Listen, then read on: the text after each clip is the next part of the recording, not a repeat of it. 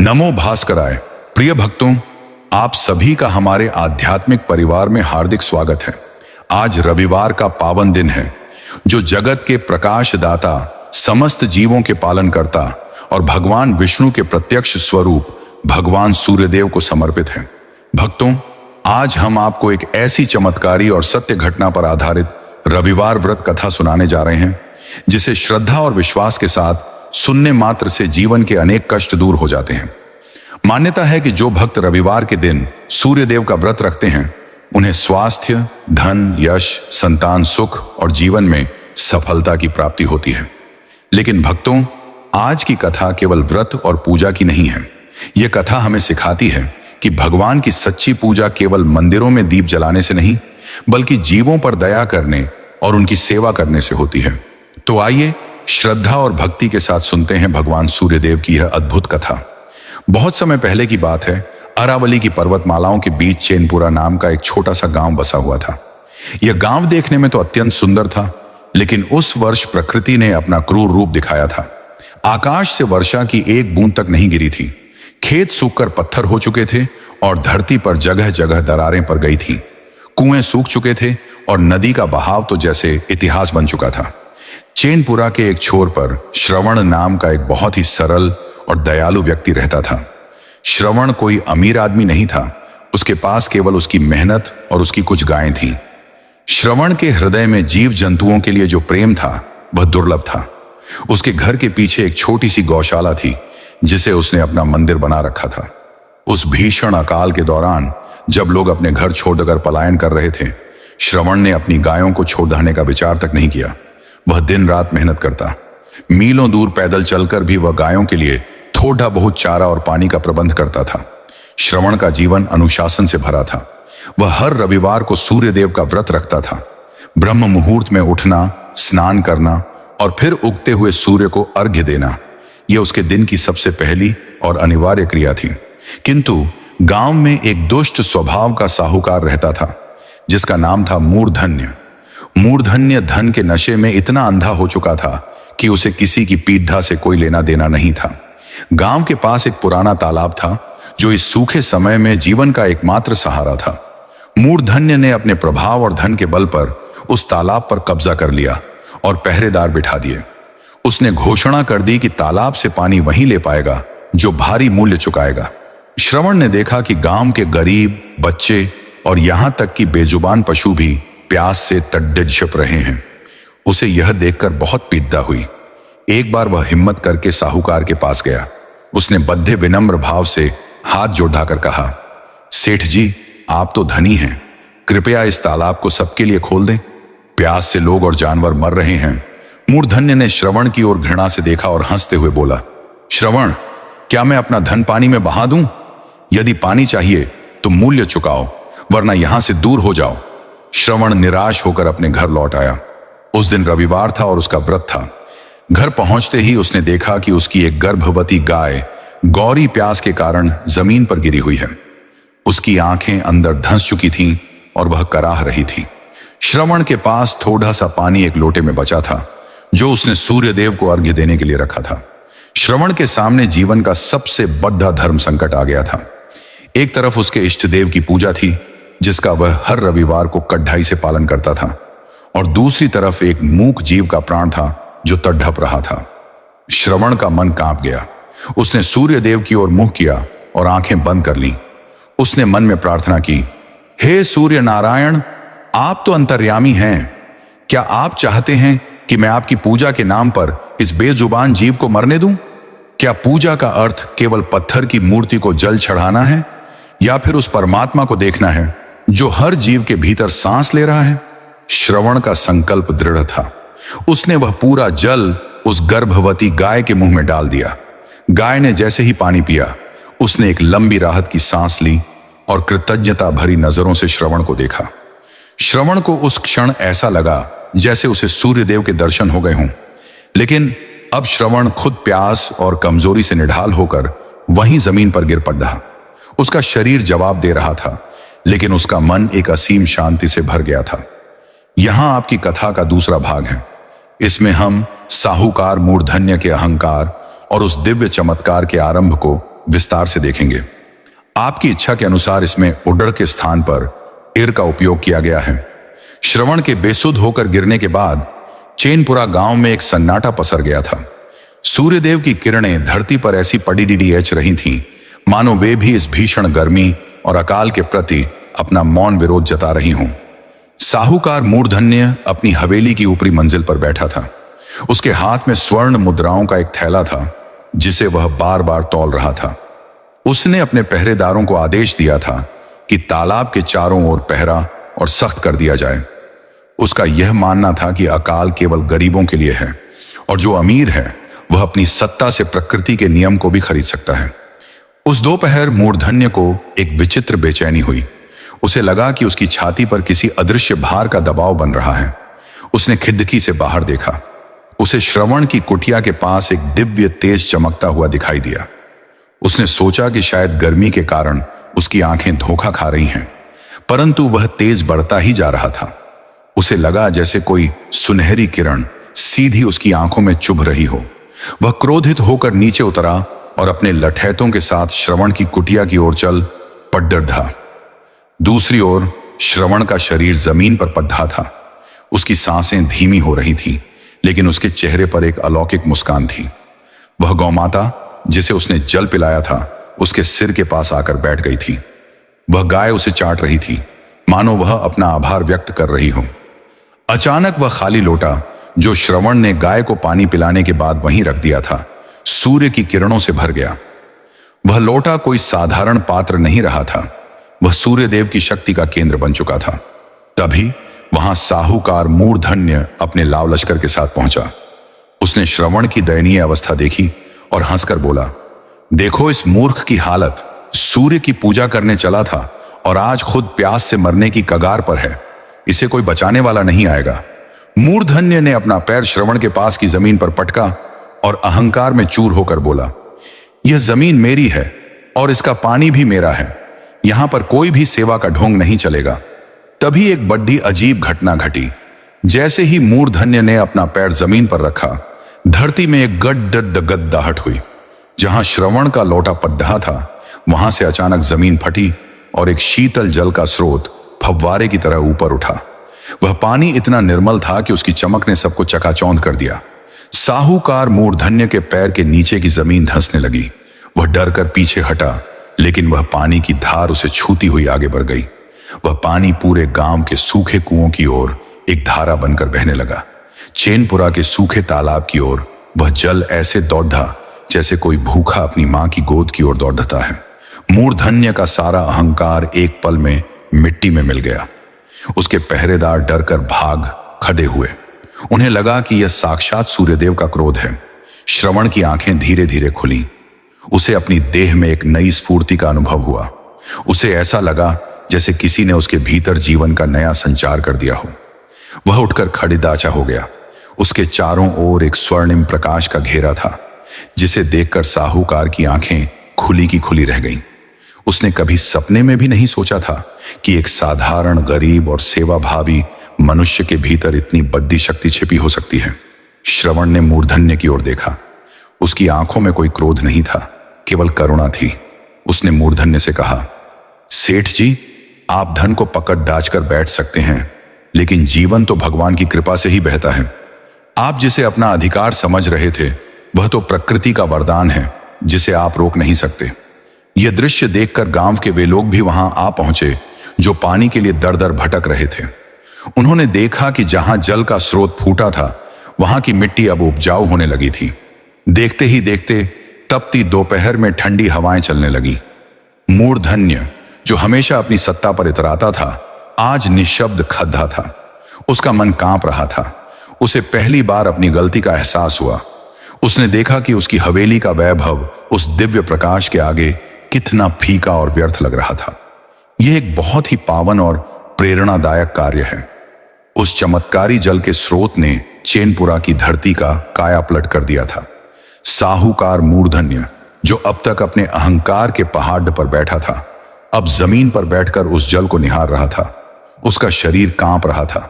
जिस व्यक्ति को उसने कुछ पल पहले अपनी हवेली से धक्के मारकर निकाल दिया था, आज उसी श्रवण के चरणों में वह नतमस्तक होने की सोच रहा था। गांव के लोग धीरे धीरे वहां जमा होने लगे थे। बच्चों की खिलखिलाहट, जो पिछले कई महीनों से गायब थी, फिर से गूंजने लगी थी। श्रवण, जो अब भी सूर्यदेव के ध्यान में लीन था, धीरे धीरे उठा। उसने देखा कि मूर्धन्य उसके सामने सिर झुकाए खड़ा है। श्रवण ने कोमलता से कहा, सेठ जी, ये जल किसी का नहीं है। ये तो उस परम पिता परमात्मा की देन है जो हर प्यासे की पुकार सुनता है। आप यदि इसे अपना समझकर रोकेंगे तो यह सूख जाएगा, लेकिन यदि इसे सबका मानेंगे तो यह कभी खत्म नहीं होगा। मूर्धन्य की आंखों से आंसू बहने लगे। उसने भरी सभा में स्वीकार किया, श्रवण, मैंने केवल पानी नहीं बल्कि अपनी मानवता भी रोक रखी थी। मुझे लगा कि मैं धन से सब कुछ खरीद सकता हूं, लेकिन आज मुझे समझ आया कि असली धन तो वह सेवा है जो तूने उस बेजुबान गौमाता के लिए की। उस दिन के बाद चैनपुरा का दृश्य पूरी तरह बदल गया। साहूकार ने न केवल तालाब को सबके लिए खोल दिया, बल्कि अपनी पूरी संपत्ति का एक बड़ा हिस्सा अकाल पीड़ितों की सहायता के लिए दान कर दिया। उसने श्रवण से निवेदन किया कि वह उसे अपना शिष्य बना ले। श्रवण ने मुस्कुराते हुए कहा, शिष्य मेरा नहीं, उस सूर्यदेव का बनो जो निष्पक्ष होकर सबको प्रकाश देते हैं। गांव में एक नई ऊर्जा का संचार हुआ। लोग अब रविवार के दिन सूर्यदेव की पूजा के साथ साथ गौशाला में जाकर सेवा करना अपना धर्म समझने लगे थे। उस कुटिया के पास जहां श्रवण ने जल का पात्र रखा था, एक छोटा सा सूर्य मंदिर बनने की तैयारी शुरू हो गई। मूर्धन्य ने खुद ईंटें ढोकर वहां नींव रखी, लेकिन इस बदलाव के पीछे की असली परीक्षा अभी बाकी थी। खबर फैली कि दूर दराज के गांवों में भी अकाल का प्रकोप बढ़ा है। चैनपुरा के पास अब जो दिव्य जल था, वह केवल उनके गांव के लिए नहीं बल्कि पूरे क्षेत्र के लिए आशा की एक किरण बन चुका था। श्रवण जानता था कि अब उसकी जिम्मेदारी और बढ़ा गई है। उसे अब केवल अपने गांव की चिंता नहीं थी, बल्कि उन सभी जीव जंतुओं की रक्षा करनी थी जो प्यास से तड़प रहे थे। गांव के लोग श्रवण को एक दिव्य पुरुष की तरह देखने लगे थे, लेकिन श्रवण का मन अब भी वही था, सरल, निष्कपट और सेवा भाव से भरा हुआ। वह अब भी रोज सूर्यदेव को अर्घ्य देता, और अब उसके साथ गांव के कई लोग भी खड़ीडीडे होते। चैनपुरा की धरती पर जो जल का स्रोत फूटा था, वह अब एक छोटी नदी का रूप ले रहा था। गांव की प्यास तो बुझ गई थी, लेकिन श्रवण और साहूकार मूर्धन्य को पता था कि यह संकट केवल उनके गांव तक सीमित नहीं है। आसपास के गांवों में अभी भी लोग और पशु बेहाल थे। एक रविवार की सुबह जब सूर्यदेव अपनी लालिमा बिखेर रहे थे, श्रवण ने मूर्धन्य से कहा, सेठ जी, यह जल तो केवल एक शुरुआत है। अगर हम इसे यहीं रोक कर रखेंगे तो यह धन के समान ही हो जाएगा। इसे बहाना होगा ताकि यह और दूर तक जा सके। मूर्धन्य, जो अब पूर्णतः बदल चुका था, तुरंत तैयार हो गया। उसने अपनी धन संपत्ति का उपयोग करके मिट्टी खोदने वाले मजदूरों और किसानों की एक टोली बनाई। उनका लक्ष्य था चैनपुरा के उस दिव्य स्रोत से एक नहर निकालना जो आसपास के सूखी पहाड़ियों और गांवों तक पहुंच सके। यह काम आसान नहीं था। पहाड़ी रास्तों को काटना और पत्थरों को हटाना बहुत बड़ा संघर्ष था। कई बार लोगों को लगा कि यह व्यर्थ का प्रयास है, लेकिन श्रवण का अटूट विश्वास सबको हिम्मत देता था। श्रवण हर रविवार को व्रत रखता और उस दिन वह स्वयं फावड़ा लेकर काम में जुट जाता। उसके साथ काम करते हुए लोग अपनी थकान भूल जाते थे। सूर्यदेव की कृपा से उस नहर के मार्ग में कभी भी पानी की कमी नहीं महसूस हुई। जहां भी वे खुदाई करते, वहां धरती ठंडी हो जाती, मानो प्रकृति स्वयं उनका सहयोग कर रही हो। इस यात्रा में उन्हें कई नई चुनौतियां मिली। कुछ अन्य क्षेत्रों के लालची जमींदार जो नहीं चाहते थे कि गरीब किसानों को मुफ्त पानी मिले, उन्होंने रास्ते में बाधाएं खड़ी की। वे अपनी सेना लेकर आए और काम रोकने की कोशिश की, लेकिन श्रवण का व्यक्तित्व इतना प्रभावशाली था कि उसके सामने आते ही उन लोगों के हथियार नीचे गिर जाते। वह केवल एक वाक्य कहता, क्या आप भगवान के उस जल को रोकना चाहते हैं जो सबकी प्यास बुझाने के लिए आया है? मूर्धन्य, जो पहले अपनी रक्षा के लिए तलवार रखता था, अब केवल सेवा का संकल्प लेकर चलता था। उसने उन जमींदारों को समझाया कि कैसे परोपकार में जो सुख है वह लूटने या दबाने में नहीं है। धीरे धीरे एक एक करके वे जमींदार भी उनके साथ जुटने लगे। देखते ही देखते 10 गांवों के बीच एक बड़ा नेटवर्क तैयार हो गया। चैनपुरा का नाम अब दूर दूर तक फैल गया था। लेकिन इस सफलता के साथ एक और परीक्षा आई। गांव की पुरानी मान्यता थी कि जब भी कोई शुभ काम होता है तो प्रकृति उसे परखती है। अकाल के बाद अब एक और बड़ी आपदा मंडराने लगी थी, बाढ़ का भय। पहाड़ियों के ऊपर बहुत तेजी से बादल इकट्ठा होने लगे थे। अगर नहर का मार्ग ठीक से व्यवस्थित न होता तो वह जल बर्बादी का कारण बन सकता था। श्रवण ने सूर्यदेव की आराधना करते हुए दिशा निर्देश प्राप्त किए। उसने मूर्धन्य को एक विशेष योजना बताई। उन्होंने नहर के किनारे बड्ढे बड्ढे पत्थर और वृक्ष लगाने का निर्णय लिया ताकि पानी का बहाव नियंत्रित रहे। यह काम बहुत ही कठिन था, लेकिन श्रवण के नेतृत्व में सबने मिलकर इसे पूरा किया। उस रात जब भीषण वर्षा हुई तो लोग डर गए, लेकिन उनकी बनाई हुई नहर ने उस पानी को सुरक्षित दिशा में मोड़ दिया। कोई नुकसान नहीं हुआ, बल्कि उस वर्षा के पानी से भी उन्होंने बड्ढी बड्ढी टंकियां भर लीं ताकि आने वाले समय में फिर कभी पानी की कमी न हो। श्रवण और मूर्धन्य की यह जोधी अब एक मिसाल बन चुकी थी। वे केवल पानी नहीं बांट रहे थे, वे लोगों के मन से स्वार्थ का सूखापन भी मिटा रहे थे। जैसे जैसे चैनपुरा की नहर का कार्य आगे बढ़ा, साहूकार मूर्धन्य के भीतर के बदलाव और भी गहरे होते गए। अब वह केवल एक सहयोगी नहीं, बल्कि श्रवण का एक समर्पित शिष्य बन चुका था। एक शाम जब सूर्यदेव अस्ताचल की ओर बढ़ रहे थे और आसमान में नारंगी रंग की छटा बिखरी हुई थी, मूर्धन्य ने श्रवण के पास बैठकर पूछा, गुरुदेव, मैंने धन का त्याग किया, लोगों की सेवा की और नहर बनाने में अपना सर्वस्व लगा दिया, फिर भी मुझे वह शांति क्यों नहीं मिल रही जो आपकी आंखों में हमेशा रहती है? क्या अभी भी मुझ में कोई कमी है? श्रवण ने मुस्कुराते हुए दूर क्षितिज की ओर देखा और कहा, मूर्धन्य, सेवा करना एक कर्म है, लेकिन सेवा को अपना अहंकार बना लेना एक बंधन है। जब तक तुम यह सोचते रहोगे कि मैंने यह काम किया, तब तक वह शांति तुमसे दूर रहेगी। सूर्यदेव को देखो, वे करोड़ों जीवों को प्रकाश देते हैं, लेकिन क्या वे कभी कहते हैं कि यह सब मेरा किया हुआ है? वे तो केवल अपना कर्तव्य निभाते हैं। मूर्धन्य को अपनी भूल समझ में आने लगी। उसे एहसास हुआ कि कहीं ना कहीं उसके मन के किसी कोने में यह विचार था कि वह पुण्य कमा रहा है। उस दिन के बाद मूर्धन्य ने अपनी कार्यशैली बदल दी।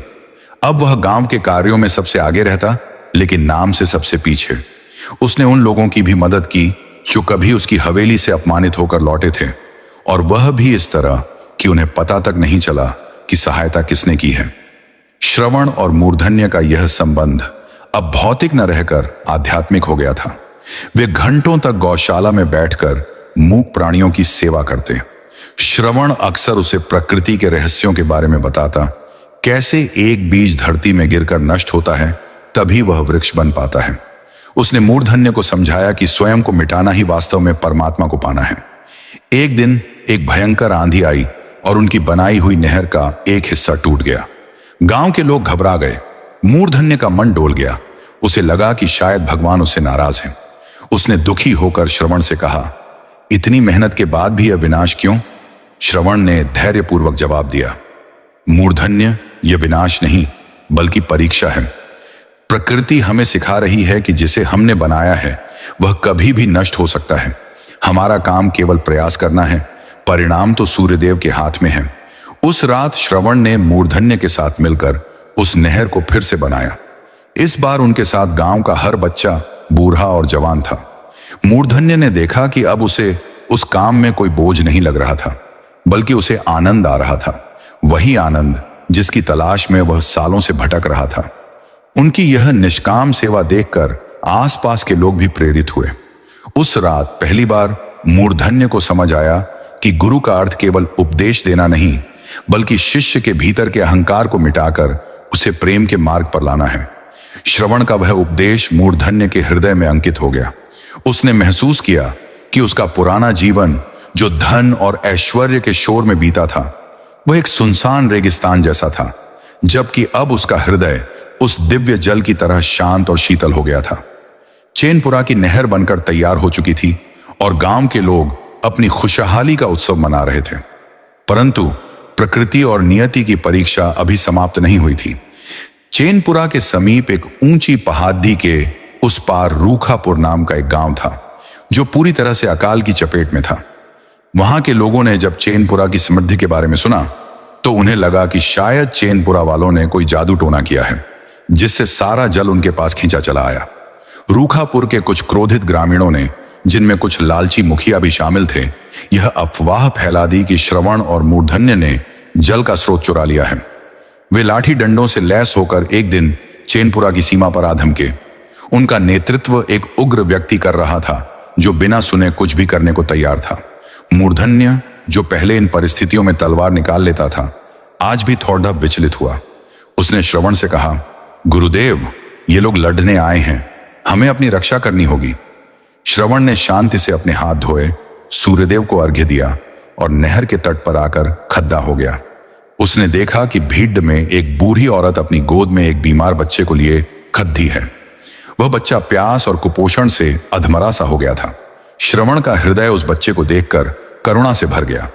जब भीड़ के मुखिया ने चिल्लाकर कहा, श्रवण, तुमने हमारा पानी छीन लिया है, अब या तो पानी वापस दो या युद्ध के लिए तैयार हो जाओ, तो श्रवण ने कोई प्रतिवाद नहीं किया। उसने केवल इतना कहा, भाइयों, आप मेरा जितना चाहें विरोध करें, लेकिन क्या आप देख रहे हैं कि यह बच्चा अभी भी प्यासा है? क्या हम इसे पहले पानी नहीं पिला सकते?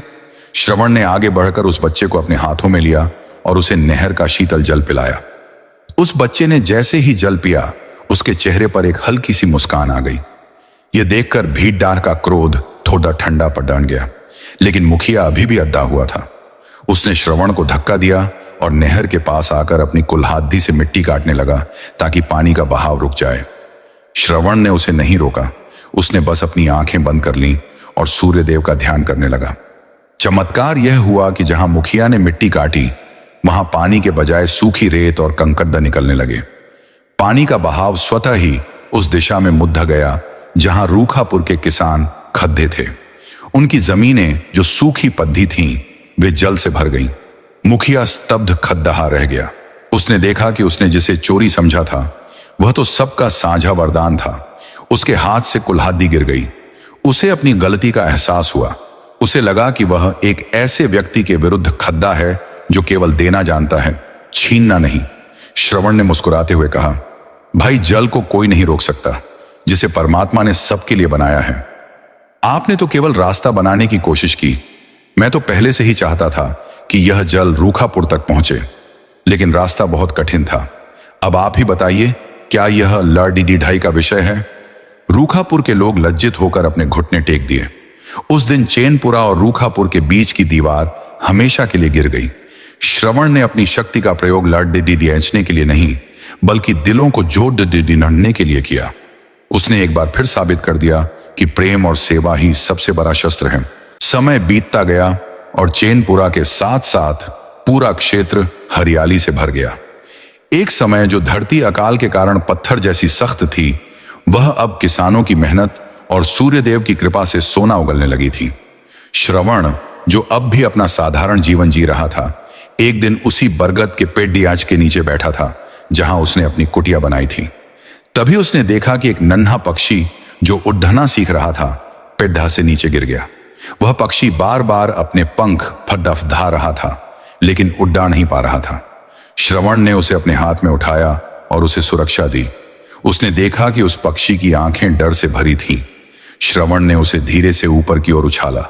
पहले तो वह पक्षी फिर नीचे गिरा, लेकिन दूसरी बार उसने अपने पंखों को पूरा फैलाया और हवा के बहाव को समझकर उड़ गया। यह दृश्य देखकर श्रवण के मन में एक विचार आया, हम भी तो उस पक्षी की तरह हैं। जब तक हम अपने स्वयं के डर से घिरे रहते हैं, तब तक हम ऊंची उड़ान नहीं भर सकते। हमें केवल एक धक्के की, एक दिशा की और अटूट विश्वास की आवश्यकता होती है। उसी समय मूर्धन्य वहां पहुंचा। उसके चेहरे पर अब वह कठोरता नहीं थी जो पहले हुआ करती थी, बल्कि एक शांत और स्थिर चमक थी। उसने श्रवण से कहा, गुरुदेव, मैंने सुना है कि पास के नगर में एक ऐसा सम्मेलन होने वाला है जहां बड्ढे बड्ढे विद्वान और साधु संत इकट्ठे होंगे।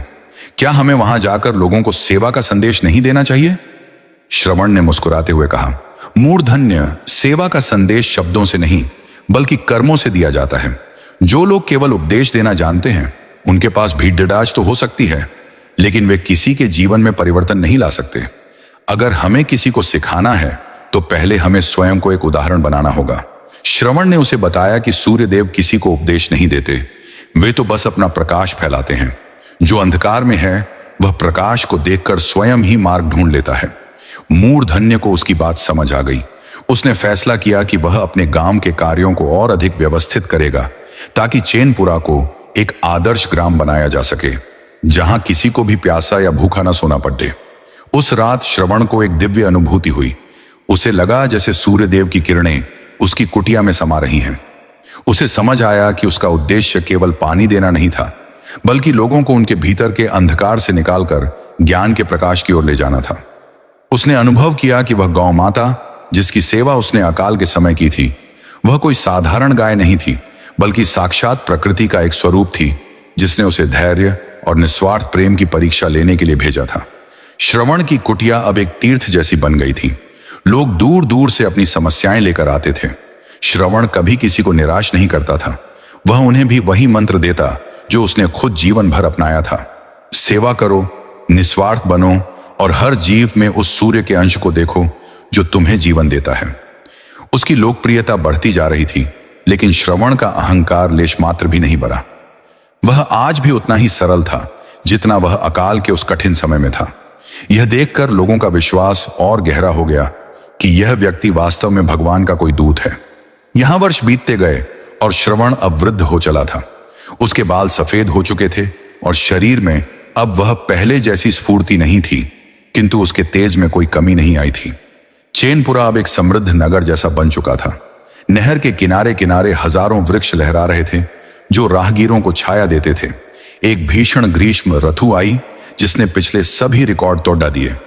कुएं फिर से सूखने लगे और गर्मी इतनी बढ़ गई कि जमीन से लपटें उठने लगी। कुछ लोगों के मन में फिर से वही डर घर कर गया जो सालों पहले अकाल के समय था। वे डरने लगे कि क्या वह पुरानी आपदा फिर से तो नहीं आ रही। गांव के लोग घबराकर श्रवण के पास पहुंचे। उन्होंने कहा, गुरुदेव, नहर का जल स्तर घट रहा है। यदि ऐसा ही चलता रहा तो हमारी फसलें नष्ट हो जाएंगी और मवेशी फिर से प्यास से तड़पने लगेंगे। आप सूर्यदेव से प्रार्थना क्यों नहीं करते? श्रवण ने अपनी बंद आंखों को धीरे से खोला। उसने अपने आसपास के लोगों के चेहरे पर डर की लकीरें देखी। उसने शांति से कहा, भाइयों, प्रकृति का चक्र अपने समय पर चलता है। कभी वर्षा होती है तो कभी कड़ेरी धूप। हमें इस धूप का भी सम्मान करना चाहिए, क्योंकि यही धूप है जो धरती को शुद्ध करती है और फसलों को पकने में मदद करती है। लेकिन लोगों का धैर्य जवाब दे रहा था। वे चाहते थे कि श्रवण कोई चमत्कार करे और तुरंत वर्षा करवा दे। मुखिया ने आगे बढ़कर कहा, श्रवण, अब तक आप हमारे रक्षक रहे हैं, क्या आप हमें संकट में अकेला छोड़े डस देंगे? श्रवण ने गहरी सांस ली और बोला, मैं कहीं नहीं जा रहा, लेकिन याद रखो, भगवान से प्रार्थना करने का अर्थ उनकी मर्जी के विरुद्ध जाना नहीं होता। हमें इस संकट का समाधान खोजना होगा। हमें तालाबों को गहरा करना होगा और उन जगहों पर जल संचयन करना होगा जहां से पानी रिसकर व्यर्थ बह जाता है। उस दिन श्रवण स्वयं तेज धूप में बाहर निकला। उसने लाठी के सहारे चलना शुरू किया और उन स्थानों को चिन्हित किया जहां जल संचयन के लिए छोटे छोटे चेक डैम, मिट्टी के बांध बनाए जा सकते थे। गांव के लोग उसके साथ हो लिए। उन्होंने देखा कि बूढ़ा श्रवण, जिसकी सांसें अब भारी हो रही थीं, फिर भी काम कर रहा है। वह दृश्य देखकर सबकी आंखों में आंसू आ गए। उन्होंने उस दिन एक ऐसी प्रणाली विकसित की जिससे कम पानी में भी खेती की जा सके। यह एक नई तकनीक थी, ड्रिप सिंचाई की तरह, जो मिट्टी की नमी को बनाए रखती थी। देखते ही देखते पूरा गांव एक टीम की तरह जुट गया। किसी ने पत्थर तोड़े, किसी ने मिट्टी ढोई और किसी ने नालियां बनाई। उस शाम जब सूर्यदेव पहाड़ियों के पीछे छिपने वाले थे, आसमान में काले बादल छा गए। मूसलाधार वर्षा हुई, लेकिन इस बार पानी बर्बाद नहीं हुआ, क्योंकि उन्होंने जो छोटे छोटे बांध बनाए थे, उन्होंने उस पानी को थाम लिया। पूरा क्षेत्र जल संसाधन से भर गया। श्रवण ने उस रात झोपड़ी की चौखट पर बैठकर महसूस किया कि उसका काम पूरा हो गया है। उसने लोगों को केवल पानी देना नहीं सिखाया था, बल्कि उन्हें आत्मनिर्भर बनना सिखाया था। उसे लगा कि अब उसे सूर्यदेव के उस दिव्य लोक में विश्राम करने का समय मिल रहा है। वह रात उसके जीवन की सबसे शांत रातों में से एक थी। चैनपुरा की उस शांतिपूर्ण रात के बाद श्रवण का स्वास्थ्य धीरे धीरे ढलने लगा था। वह अब अधिक समय अपनी कुटिया में बिताने लगा था। गांव के लोग, जो उसे अपना अभिभावक मानते थे, हर दिन उसके स्वास्थ्य की चिंता करते हुए आते थे। मूर्धन्य, जो अब एक प्रौढ़ व्यक्ति हो चुका था, श्रवण के पास बैठकर उसकी सेवा में लगा रहता था। उसने श्रवण के लिए वही आदर और प्रेम संजो रखा था जो एक पुत्र अपने पिता के लिए रखता है। एक संध्या जब सूर्यदेव अपनी लालिमा के साथ धीरे धीरे क्षितिज के पार जा रहे थे, श्रवण ने मूर्धन्य को अपने पास बुलाया। उसकी आवाज धीमी थी, लेकिन उसमें वही पुरानी स्पष्टता और गंभीरता थी। उसने मूर्धन्य का हाथ अपने हाथों में लिया और कहा, मूर्धन्य, मेरा समय अब निकट है। इस शरीर का जो आरण मैंने प्रकृति से लिया था, उसे लौटाने की घड़ी आ गई है। मूर्धन्य की आंखों से आंसू छलक पड़े। उसने रोते हुए कहा, गुरुदेव, अभी मत जाइए। आपकी आवश्यकता अभी इस गांव को, मुझे और उन सभी असहाय जीवों को है जिन्हें आपने सहारा दिया है। श्रवण मंद मंद मुस्कुराया और बोला, मूर्धन्य, जीव आता है और जाता है, लेकिन कार्य कभी नहीं रुकते। आज यदि मैं रुक गया तो तुम अपनी शक्ति को कभी नहीं पहचान पाओगे। तुमने जो सेवा की है वह व्यर्थ नहीं जाएगी। याद रखो, जिस सूर्य को मैं साक्षी मानकर पूजा करता था, वह सूर्य कभी नहीं डूबता। वह केवल अपना स्थान बदलता है ताकि दूसरे लोग को प्रकाश दे सके। मेरा शरीर भी उसी प्रकार विलीन हो जाएगा, लेकिन मेरा प्रेम और सेवा का संकल्प तुम्हारे भीतर जीवित रहेगा। श्रवण ने उसे अंतिम उपदेश देते हुए कहा, तुमने धन छोड़ा, अहंकार छोड़ा और अब तुम अपने गुरु को भी छोड़ रहे हो। यही वैराग्य का मार्ग है। कभी भी किसी उपलब्धि पर रुकना मत। सेवा का अर्थ केवल पानी पिलाना नहीं, बल्कि लोगों के मन की प्यास को बुझाना है। उन्हें ज्ञान का प्रकाश दो, उन्हें आत्मनिर्भर बनाना सिखाओ, और सबसे महत्वपूर्ण, कभी भी किसी जीव को अपने से छोटा मत समझना। मूर्धन्य ने सिर झुकाकर गुरु के वचनों को स्वीकार किया। श्रवण ने अपनी आंखें बंद कर लीं और सूर्यदेव का ध्यान करने लगा। ऐसा लगा मानो उस कुटिया के भीतर कोई दिव्य ऊर्जा प्रवाहित हो रही हो। आसपास के पशु पक्षी भी शांत हो गए थे, मानो वे भी इस महान आत्मा की विदाई की प्रतीक्षा कर रहे हों। श्रवण ने चलते चलते एक अंतिम निर्देश दिया, मूर्धन्य, मेरी मृत्यु के बाद कोई बद्धा स्मारक मत बनाना। बस उस नहर को हमेशा जीवित रखना और उन बेजुबान गौंश का ध्यान रखना जिनकी सेवा ने मुझे ईश्वर के करीब पहुंचाया। यही मेरी सच्ची समाधि होगी। मूर्धन्य ने हाथ जोड़कर वचन दिया, गुरुदेव, जब तक मेरे शरीर में सांस है, आपकी दी हुई यह धरोहर सुरक्षित रहेगी। श्रवण ने अंत में एक बार सूर्यदेव की दिशा में देखा। उसके चेहरे पर एक अपूर्व शांति थी। धीरे धीरे उसकी सांसें शांत हो गईं और वह अपने इष्ट देव में विलीन हो गया। श्रवण के देवलोक गमन के पश्चात चैनपुरा के आकाश पर मानो एक गहरा सन्नाटा छा गया था, लेकिन उस सन्नाटे में भी एक गूंज थी, श्रवण के उन वचनों की जो उसने मूर्धन्य से कहे थे। मूर्धन्य अब वह धनवान साहूकार नहीं था, वह अब एक सेवक था। श्रवण की समाधि के सामने बैठकर उसने जो प्रतिज्ञा ली थी, वह केवल एक व्यक्ति के लिए नहीं, बल्कि पूरे चैनपुरा के भविष्य के लिए थी। उसने श्रवण की कुटिया को एक ऐसे केंद्र में बदल दिया जहां से सेवा का महायज्ञ आरंभ हुआ। अब यहां केवल पानी की व्यवस्था नहीं होती थी, बल्कि उन सभी जीव जंतुओं के लिए चिकित्सा और भोजन का प्रबंध होता था जो बेसहारा थे। मूर्धन्य ने अपनी शेष बची हुई सारी संपत्ति को इसी सेवा कार्य में समर्पित कर दिया। उसने दूर दूर के गांवों में संदेश भिजवाया कि यदि कोई भी कष्ट में है तो चैनपुरा के द्वार सदैव खुले हैं। मूर्धन्य ने इस सेवा को श्रवण सेवा धाम का नाम दिया, लेकिन उसने यह कभी नहीं चाहा कि लोग उसे याद रखें। वह हमेशा यही कहता, यह सब उस सूर्यदेव की कृपा है, मैं तो केवल उनका एक छोटा सा माध्यम हूं। उसने तालाब को और गहरा करवाया ताकि अकाल की स्थिति में भी जल की कोई कमी न हो। उसने आसपास की पहाड़ियों पर फलदार वृक्ष लगवाए ताकि आने वाली पीढ़ियों को छाया और भोजन मिल सके। गांव के बच्चे अब मूर्धन्य के चारों ओर बैठकर श्रवण की वह कथा सुनते जिसे वे कभी नहीं थकते थे। हर रविवार को जब लोग सूर्यदेव को अर्घ्य देते तो वे श्रवण के उस लोटे को नमन करते जो कभी उस प्यासी गौ माता के लिए वरदान बना था। मूर्धन्य ने उन सब में श्रवण के उस विश्वास को जगा दिया था कि परमात्मा मंदिर में नहीं बल्कि सेवा में बसता है। चैनपुरा में जो बदलाव आया था वह अब केवल एक गांव की कहानी नहीं रहा था। अरावली की उन पहाड़ियों में जहां दूर दूर तक केवल सूखा और बंजर भूमि दिखाई देती थी, अब हरियाली की नई लहर दौड़ रही थी। मूर्धन्य के नेतृत्व में सेवा का जो महायज्ञ आरंभ हुआ था, उसका प्रभाव अब पड्डहोसी गांवों में भी स्पष्ट दिखने लगा था। जब रूखापुर और अन्य आसपास के गांवों के लोगों ने देखा कि चैनपुरा न केवल अकाल से उभर गया है, बल्कि वहां का हर प्राणी, चाहे वह मनुष्य हो या मूक पशु, सुखी है, तो उनके मन में कौतूहल जागा। वे अक्सर चैनपुरा आते और मूर्धन्य से पूछते, आखिर तुम लोगों ने ऐसा कौन सा जादू किया है कि तुम्हारी धरती फिर से सोना उगलने लगी है? मूर्धन्य उन्हें बड़े प्रेम से श्रवण की कुटिया में ले जाता और कहता, यहां कोई जादू नहीं है, यहां केवल सेवा का फल है। हमने बस श्रवण के दिखाए मार्ग पर चलना सीखा है, हर जीव में परमात्मा को देखना और प्रकृति के साथ तालमेल बिठाना। धीरे धीरे इन गांवों के मुखिया और किसान भी चैनपुरा की सेवा प्रणाली से जुड़ने लगे। मूर्धन्य ने एक बद्धा नेटवर्क बनाया जिसे श्रवण श्रृंखला कहा गया। इसके अंतर्गत हर गांव को एक दूसरे से जोड़ा गया। जहां पानी की अधिकता थी, वहां से उसे सूखे क्षेत्रों की ओर मोड़ा गया। जहां चारे की कमी थी, वहां दूसरे गांवों ने अपनी फसलों का अंश साझा करना शुरू किया। यह एक ऐसी क्रांति थी जिसमें न कोई राजा था और न कोई सेना, बल्कि केवल करुणा का साम्राज्य था। मूर्धन्य ने एक विशेष सभा बुलाई जिसमें आसपास के 10 गांवों के प्रतिनिधि शामिल हुए। उसने उनसे कहा, हमारा लक्ष्य केवल फसल उगाना या कुएं भरना नहीं है। हमारा वास्तविक लक्ष्य उन संस्कारों को फिर से जीवित करना है जो श्रवण ने हमें दिए थे, सत्य, दया और रविवार के दिन सूर्य देव की भक्ति। इस सभा में एक अनोखी बात हुई। लोगों ने यह संकल्प लिया कि हर रविवार को वे अपने अपने गांवों में कोई न कोई ऐसा कार्य करेंगे जिससे किसी असहाय जीव की मदद हो सके। देखते ही देखते अरावली की पूरी घाटी रविवार को एक सेवा पर्व की तरह मनाने लगी।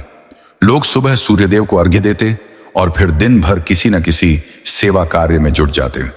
अरावली की पहाड़ियों की गूंज अब केवल हवाओं की नहीं थी, बल्कि उसमें लोगों की खुशी और कृतज्ञता के स्वर थे। चैनपुरा अब पूरे क्षेत्र के लिए एक प्रकाश स्तंभ बन चुका था। मूर्धन्य ने उन सभी गांवों के युवाओं को प्रशिक्षित किया कि कैसे वे कम पानी में खेती करें और कैसे अपनी मवेशियों का ध्यान रखें। यह अब केवल चैनपुरा की जीत नहीं थी, यह उस निस्वार्थ सेवा की जीत थी जो श्रवण ने शुरू की थी। गांव गांव में अब चर्चा होती थी कि कैसे एक साधारण श्रवण के विचारों ने एक पूरे भूभाग का भाग्य बदल दिया। लोग अब दूर दूर से यहां आने लगे, केवल यह देखने के लिए नहीं कि यहां का जल कैसे बहता है, बल्कि यह सीखने के लिए कि मनुष्य का हृदय कैसे शीतल और उदार बनाया जा सकता है। चैनपुरा की ख्याति जब दूर दूर तक फैली तो कई लोग इसे केवल एक संयोग या श्रवण के किसी जादू का परिणाम मानने लगे थे। उन्हीं में से एक था विक्रम, जो पड्डिड हौसी नगर का एक अत्यंत तर्कशील और नास्तिक स्वभाव का व्यक्ति था। विक्रम का मानना था कि दुनिया में सब कुछ केवल तर्क और विज्ञान से चलता है और भगवान या व्रत कथाओं जैसी बातें केवल मन को बहलाने के साधन हैं। वह चैनपुरा आया न कि श्रद्धा के साथ, बल्कि यह साबित करने के लिए कि श्रवण और मूर्धन्य के ये सारे कार्य केवल पाखंड हैं। उसने सार्वजनिक रूप से घोषणा कर दी, मैं रविवार को सूर्यदेव का व्रत करूंगा और यदि इस व्रत में कोई शक्ति है तो मुझे भी उसका अनुभव होना चाहिए, अन्यथा मैं इस पूरे गांव के पाखंड का पर्दाफाश कर दूंगा। गांव के लोग उसे समझाने लगे, विक्रम भाई, व्रत तर्क की वस्तु नहीं, श्रद्धा की है, तुम अहंकार से इसे मत परखना। लेकिन विक्रम नहीं माना। उसने रविवार के दिन पूर्ण विधि विधान से व्रत तो रखा, लेकिन उसके मन में भक्ति के स्थान पर चुनौती थी। उसने उपवास तो किया, लेकिन मन ही मन वह सूर्यदेव और श्रवण की निंदा करता रहा। दिन भर वह धूप में बैठा रहा, इस उम्मीद में कि कोई चमत्कार होगा। शाम ढलने को थी और विक्रम को कुछ भी अनुभव नहीं हुआ। वह हंसते हुए खड्डा हुआ और बोला, देखा, मैंने कहा था ना, यह सब अंधविश्वास है। मुझे न कोई प्रकाश दिखा, न कोई दिव्य शक्ति का एहसास हुआ।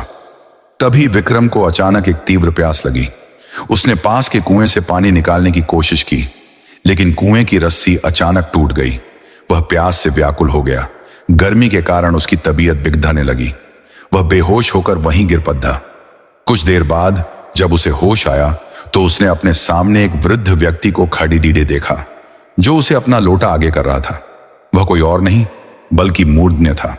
मूर्धन्य ने प्रेम से उसे पानी पिलाया और कहा, विक्रम, तुम चमत्कार ढूंढने आए थे, जबकि भगवान तो करुणा में बसते हैं। तुमने व्रत रखा, लेकिन उसे अपनी चुनौती का साधन बना लिया। भगवान अहंकार के भूखे नहीं होते, वे केवल प्रेम के भूखे होते हैं। मूर्धन्य ने उसे श्रवण की वही कथा सुनाई जो वह सालों से लोगों को सुनाता आ रहा था। विक्रम के कानों में वे शब्द गूंजने लगे, सच्ची पूजा पत्थरों को पूजना नहीं बल्कि जीवों की सेवा है। विक्रम का तर्क उस क्षण पूरी तरह हार गया। उसने अनुभव किया कि कैसे उसने बिना कुछ मांगे एक अपरिचित व्यक्ति मूर्धन्य से जीवन दान पाया। विक्रम की आंखों से आंसू बहने लगे। उसे एहसास हुआ कि जिसे वह पाखंड कह रहा था वह वास्तव में प्रेम का सबसे शुद्ध रूप था। उसने उसी क्षण मूर्धन्य के चरणों में झुककर क्षमा मांगी। वह नास्तिक विक्रम जो चैनपुरा का पर्दाफाश करने आया था, उसी दिन से सूर्यदेव का सबसे बड़ा भक्त बन गया। उसने अपना शेष जीवन चैनपुरा की गौशाला में सेवा करते हुए बिताने का निर्णय लिया। यह रविवार व्रत का ही प्रभाव था जिसने एक तर्कशील बुद्धि को भक्ति के सागर में डुबो दिया। समय के साथ चैनपुरा में भी बदलाव की हवाएं चलने लगी थीं। अब वह छोटा सा गांव एक कस्बे का रूप लेने लगा था। आधुनिक तकनीक और नई शिक्षा के साथ चैनपुरा के युवा बड़े बड़े शहरों में जाकर पढ़ने लगे थे। एक डर यह पैदा हो गया था कि क्या आधुनिकता की चकाचौंध में नई पीढ़ी अपने उन संस्कारों को भूल जाएगी जिन्हें श्रवण और मूर्धन्य ने अपने पसीने और प्रेम से सींचा था। लेकिन यह डर निराधार सिद्ध हुआ। मूर्धन्य ने, जो अब अत्यंत वृद्ध हो चुका था, नई पीढ़ी को एक बहुत बड़ी सीख दी थी। उसने युवाओं से कहा था, विकास का अर्थ अपनी जड़ों को काटना नहीं बल्कि उन्हें और गहरा करना है। चैनपुरा के युवाओं ने एक नई संस्था का गठन किया जिसका नाम उन्होंने रखा श्रवण सेतु। इस संस्था का काम था प्राचीन परंपराओं को आधुनिक तकनीक के साथ जोड़ना। उन्होंने एक ऐसी डिजिटल प्रणाली विकसित की जिससे पानी की बर्बादी को रोका जा सके। वे सैटेलाइट और सेंसर के माध्यम से यह सुनिश्चित करते थे कि नहर का हर बूंद सही समय पर और सही खेत तक पहुंचे। उन्होंने गौशाला को आधुनिक सुविधाओं से युक्त किया, लेकिन वहां की सेवा का भाव वहीं पुराना रखा, श्रद्धा और प्रेम। इतना ही नहीं, चैनपुरा के युवाओं ने इंटरनेट और सोशल मीडिया का उपयोग करके रविवार व्रत और गौ सेवा के संदेश को पूरी दुनिया तक पहुंचाया। उन्होंने उन कथाओं को जिन्हें बुजुर्ग केवल मौखिक सुनाते थे, डिजिटल माध्यमों से रिकॉर्ड किया ताकि आने वाली पीढ़ियां उन्हें हमेशा याद रख सकें। उन्होंने उन नास्तिक या तर्कशील लोगों के लिए भी रास्ते खोले जो विज्ञान के माध्यम से सेवा के महत्व को समझना चाहते थे। एक बार चैनपुरा के कुछ युवा विदेश जाकर भी पीआर कर लौटे तो उन्होंने वहां की आधुनिक खेती और जल संरक्षण के तरीकों को चैनपुरा की मिट्टी के अनुकूल ढाला। उन्होंने यह साबित कर दिया कि तकनीक केवल सुविधा के लिए नहीं बल्कि दूसरों की सेवा और प्रकृति के संरक्षण के लिए भी हो सकती है। मूर्धन्य यह सब देखकर बहुत प्रसन्न होता था। वह अक्सर अपनी झोपड़ी के बाहर बैठकर उन युवाओं को देखता और मुस्कुराता। उसे तसल्ली थी कि उसके गुरु श्रवण के द्वारा जलाई गई ज्योति अब एक मशाले का रूप ले चुकी है। रविवार के दिन जब पूरा गांव मिलकर सेवा करता तो बुजुर्गों के साथ कंधे से कंधा मिलाकर नई पीढ़ी के युवा भी दिखते। उन्होंने साबित कर दिया था कि चाहे युग कोई भी हो, चाहे तकनीक कितनी भी बदल जाए, लेकिन सेवा और करुणा का महत्व कभी कम नहीं होता। चैनपुरा अब केवल एक स्थान नहीं रहा बल्कि एक ऐसा विचार बन गया था जो आधुनिकता की दौड़ में भी अपनी मानवता को नहीं भूला था। यही वह सबसे बड़ा चमत्कार था जिसे श्रवण ने सालों पहले शुरू किया था। मूर्धन्य अब बहुत वृद्ध हो चुका था। उसके बाल बर्फ की तरह सफेद हो गए थे और शरीर में वह पहले वाली शक्ति नहीं रही थी, लेकिन उसकी आंखों में एक ऐसी चमक थी जो केवल उन्हें ही प्राप्त होती है जो जीवन का सत्य जान लेते हैं।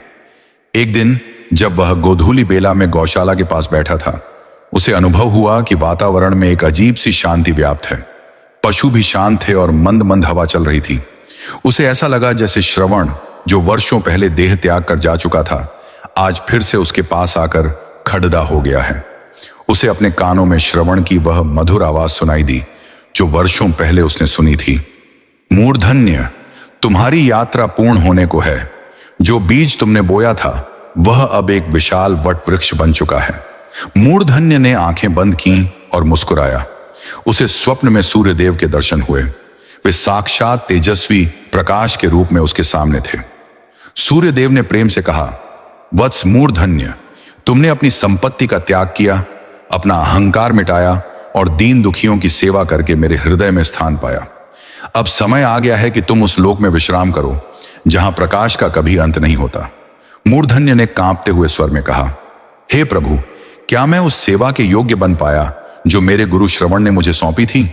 सूर्यदेव ने उत्तर दिया, तुमने उससे कहीं अधिक किया। तुमने केवल सेवा नहीं की, तुमने प्रेम का वह दीप जलाया है जो चैनपुरा को युगों युगों तक प्रकाशित रखेगा। तुम्हारी यही सेवा तुम्हारी सबसे बड़ी तपस्या है। मूर्धन्य ने उसी समय पूरे गांव के लोगों को अपने पास बुलाया।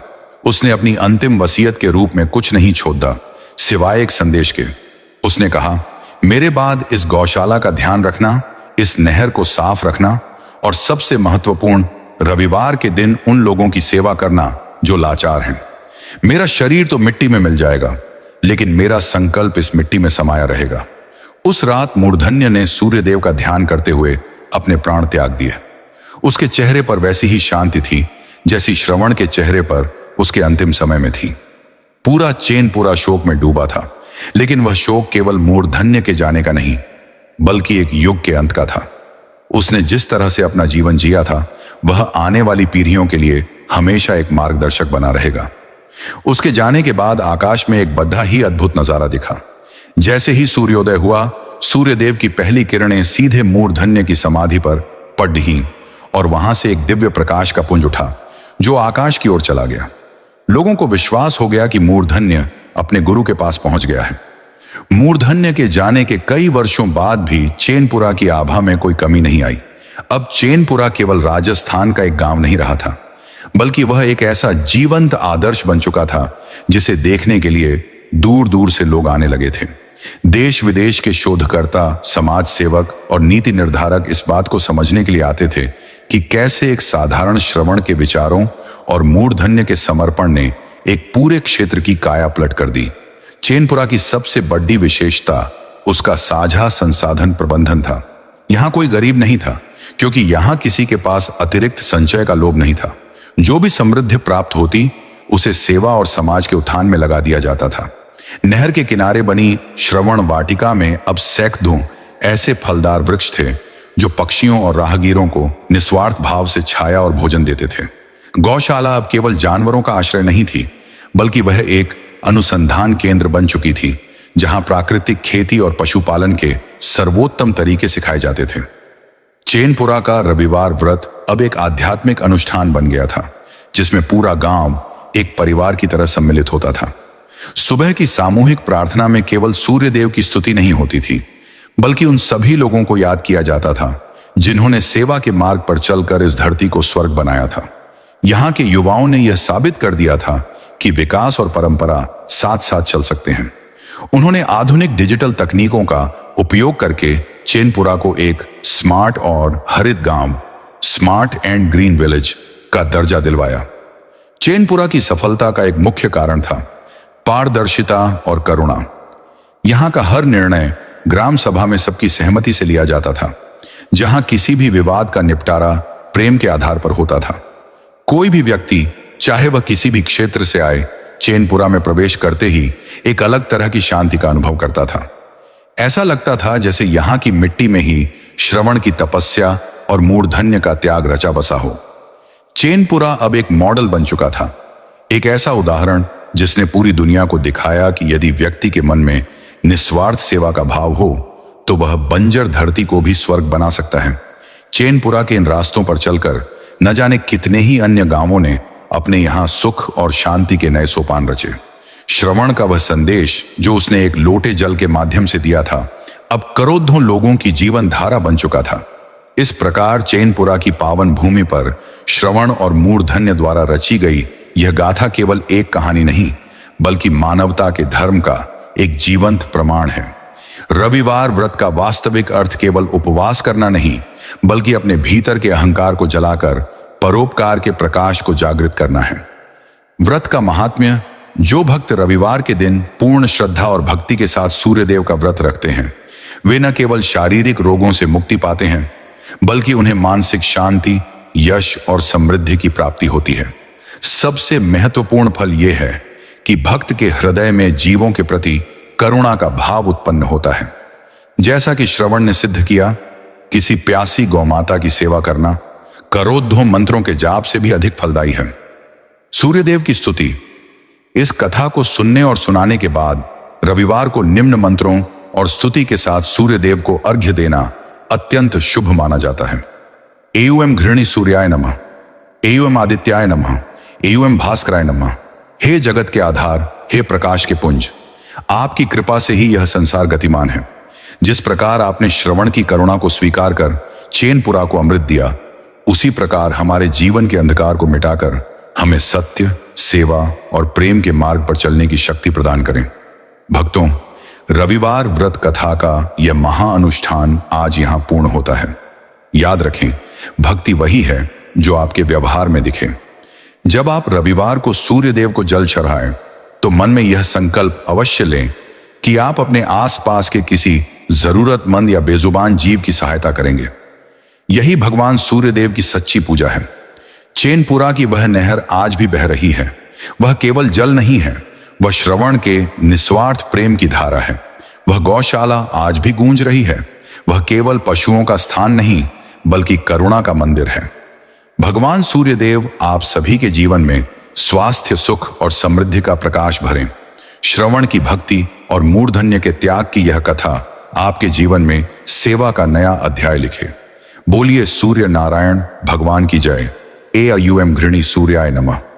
तो प्यारे भक्तों, भगवान सूर्य नारायण की इस पावन और दिव्य रविवार व्रत कथा को सुनने के लिए आप सभी का हृदय से धन्यवाद। आशा है कि आज की ये कथा आपके जीवन में नई ऊर्जा, नई प्रेरणा और नई आशा का संचार करेगी। सूर्य देव समस्त जगत के प्रत्यक्ष देवता हैं। जब भी संसार अंधकार में डूब जाता है, तब सूर्य देव अपनी दिव्य किरणों से प्रकाश फैलाकर जीवन को नई दिशा प्रदान करते हैं। इसी प्रकार यदि हमारे जीवन में भी दुख, कष्ट, बाधाएं, रोग, शोक या निराशा का अंधकार छा जाए, तो श्रद्धा और विश्वास के साथ सूर्य नारायण की आराधना करने से जीवन में सुख, शांति और समृद्धि का प्रकाश अवश्य आता है। कहा जाता है कि जो भक्त सच्चे मन से रविवार का व्रत करते हैं, सूर्य देव की कथा सुनते हैं और उनका स्मरण करते हैं, उनके जीवन की अनेक परेशानियां दूर होने लगती है। मान सम्मान, यश, कीर्ति, आरोग्य, धन धान्य और सफलता का आशीर्वाद प्राप्त होता है। यदि आप भी अपने जीवन में सुख, शांति, सफलता और सकारात्मक ऊर्जा चाहते हैं, तो प्रत्येक रविवार श्रद्धा पूर्वक सूर्य भगवान का स्मरण अवश्य करें। प्रातः काल सूर्य देव को जल अर्पित करें और अपने परिवार की सुख समृद्धि की कामना करें। हे सूर्य नारायण, जैसे आप अपनी स्वर्णिम किरणों से संपूर्ण संसार को प्रकाशित करते हैं, वैसे ही हमारे जीवन को भी ज्ञान, भक्ति और सद्बुद्धि के प्रकाश से प्रकाशित कर दीजिए। हमारे सभी कष्टों को दूर कर हमें सत्य और धर्म के मार्ग पर चलने की प्रेरणा प्रदान कीजिए। प्रिय भक्तों, यदि आज की यह कथा आपको पसंद आई हो और इससे आपको आध्यात्मिक लाभ प्राप्त हुआ हो, तो कृपया इसे अपने परिवार, मित्रों और सभी श्रद्धालुओं तक अवश्य पहुंचाएं, ताकि अधिक से अधिक लोग सूर्यदेव की कृपा प्राप्त कर सके। आपका एक छोटा सा सहयोग हमारी इस आध्यात्मिक यात्रा को और भी आगे बढ़ाने में मदद करता है। वीडियो को लाइक करें, चैनल को सब्सक्राइब करें, बेल आइकन अवश्य दबाएं और इस कथा को अधिक से अधिक भक्तों तक शेयर करें। आपके प्रेम, विश्वास और समर्थन के कारण ही कथा दर्पण निरंतर आपके लिए नई नई धार्मिक कथाएं, व्रत कथाएं, पुराणों के रहस्य, देवी देवताओं की महिमा और आध्यात्मिक ज्ञान लेकर आता रहता है। कथा दर्पण केवल एक चैनल नहीं, बल्कि सनातन संस्कृति, भक्ति और आध्यात्मिक ज्ञान का एक पावन दर्पण है, जहां हर कथा के माध्यम से धर्म, आस्था और जीवन के गूढ़ रहस्यों को सरल शब्दों में प्रस्तुत किया जाता है। हमारी यही प्रार्थना है कि भगवान सूर्य नारायण की कृपा आपके घर परिवार पर सदैव बनी रहे। आपके घर में सुख हो, आपके जीवन में समृद्धि हो, आपके मन में शांति हो, आपके कार्यों में सफलता हो, आपका स्वास्थ्य उत्तम हो और आपके परिवार पर सूर्य देव की कृपा सदैव बरसती रहे। आइए कथा के समापन से पहले हम सब मिलकर श्रद्धा पूर्वक सूर्य भगवान का स्मरण करें। ओम घृणी सूर्याय नमः, ओम आदित्याय नमः, ओम भास्कराय नमः, ओम सूर्य नारायण नमः। जय सूर्य भगवान, जय आदित्य देव, जय भास्कर भगवान। इसी मंगल कामना के साथ हम आपसे विदा लेते हैं। फिर मिलेंगे एक नई धार्मिक कथा, एक नई आध्यात्मिक रहस्य और एक नई प्रेरणादायक प्रस्तुति के साथ। तब तक के लिए अपना और अपने परिवार का ध्यान रखें, धर्म के मार्ग पर चलते रहें, प्रभु का स्मरण करते रहे और जुड़े रहे अपने प्रिय चैनल कथा दर्पण, जहाँ हर कथा में छिपा रहता है आस्था का प्रकाश, भक्ति का संदेश और सनातन संस्कृति का अमूल्य ज्ञान। धन्यवाद। हरि ओम। जय सूर्य नारायण, जय सनातन धर्म। कथा दर्पण की ओर से आप सभी भक्तों को कोटि कोटि प्रणाम।